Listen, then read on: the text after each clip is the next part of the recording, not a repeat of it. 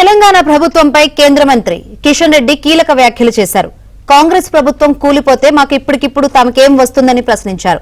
గుజరాత్ వ్యాపారులు ప్రభుత్వాన్ని ఎందుకు కూలుస్తారన్నారు. వచ్చే ఎన్నికల్లో ప్రజలు తీర్పు వస్తుందన్న కిషన్ రెడ్డి రేవంత్ బ్రాండ్ ఏంటో వచ్చే ఎన్నికల్లో జనమే చెప్తారన్నారు.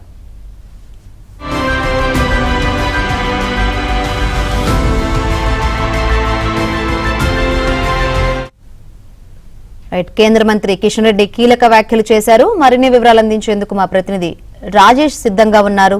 రాజేష్,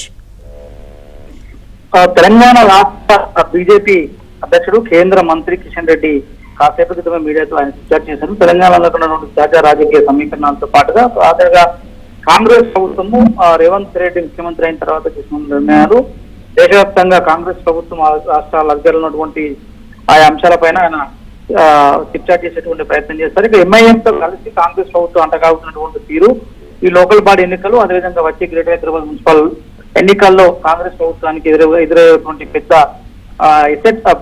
ప్రమాదం పైన కూడా ఆయన ఇవాళ మీడియాతో చిట్చాట్లో మాట్లాడే ప్రయత్నం చేశారు. పర్టికులర్ గా వక్ఫ్ చట్టం పైన కేంద్ర ప్రభుత్వం తీసుకున్న నిర్ణయం పైన ఆయన మాట్లాడారు. వక్ఫ్ భూములు ఆయన అన్నక్రాంతమైనటువంటి సందర్భంతో పాటుగా వక్ఫ్ నుంచి ఆదాయం పెంచేటువంటి అంశంలో భాగంగానే ఈ తరహా కేంద్ర ప్రభుత్వం నిర్ణయం తీసుకున్నట్లు కూడా ఆయన తెలిపే ప్రయత్నం చేశారు. దేవాలయాలకు వక్ఫ్ బోర్డుకు పోలికలా ఉంటుందంటూ కూడా ఆయన చెప్పేటువంటి ప్రయత్నం చేశారు. దాంతో పాటుగా మసీదులు వచ్చేటువంటి ఆదాయం ఏదైతే ఉందో, ఈ మసీదుల ద్వారా వచ్చేటువంటి ఆదాయానికి సంబంధించిన అంశంలో కూడా లెక్కలు చెప్పగలరా రాష్ట్ర ప్రభుత్వాలు అని చెప్పి కూడా నేరుగా కాంగ్రెస్ పాలిత రాష్ట్రాల్లో ఉన్నటువంటి ప్రభుత్వాన్ని అడిగేటువంటి ప్రయత్నం చేశారు. హైదరాబాద్ స్థానిక సంస్థల ఎన్నికల్లో గెలిచేటువంటి పార్టీయే భారతీయ జనతా పార్టీ కాబోతుంది, ఇది చరిత్రగా విజయం కాబోతున్నట్టు కూడా చెప్పే ప్రయత్నం చేశారు. ఓటర్లు ఏ పార్టీ అయినా కలుస్తారు, కానీ ప్రస్తుతము ఆ తరహా ఎన్నికలు జరగట్లేదు. రాబోయేటువంటి హైదరాబాద్ లోకల్ బాడీ ఎమ్మెల్సీ ఎన్నికల్లో కూడా అదే పునరావృతం కాబోతుంది అని చెప్పారుగా.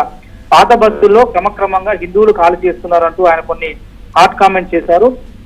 ఎంఐఎం ఆ ఓల్డ్ సిటీలో ఉన్నటువంటి అనేక మంది హిందువులను టార్గెట్ చేస్తూ అక్కడి నుంచి వాళ్ళను ఖాళీ చేయిస్తూ పూర్తిగా పాత బస్తీ తమ కనుసంధానంలో తీసుకునేటువంటి కుట్ర జరుగుతుంది.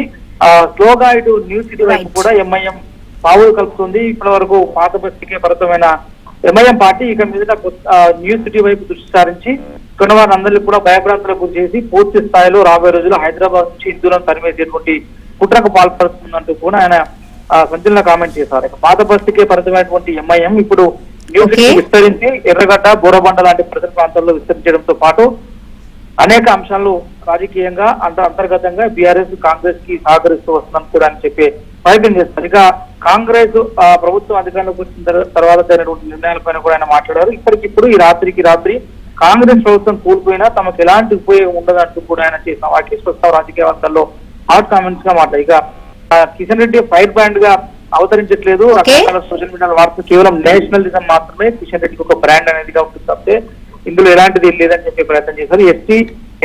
ఎస్టీలకు రిజర్వేషన్ పెంచే అధికారం రాష్ట్రాలకి ఉంటుంది. ఆ అంశంలో కాంగ్రెస్ ప్రభుత్వం వైఖరి ఎందుకు చెప్పాలని కూడా ఆయన మీడియా చిట్చాట్ లో చెప్పే ప్రయత్నం చేశారు. కేంద్ర ప్రభుత్వం గాలి మాటలు మాట్లాడకుండా సమర్థమైనటువంటి పనితీరును మెరుగుపరుస్తుంది. మోదీ ప్రధాని అయిన తర్వాత దేశంలో అనేక విప్లవాత్మకమైన మార్పులు వచ్చాయి.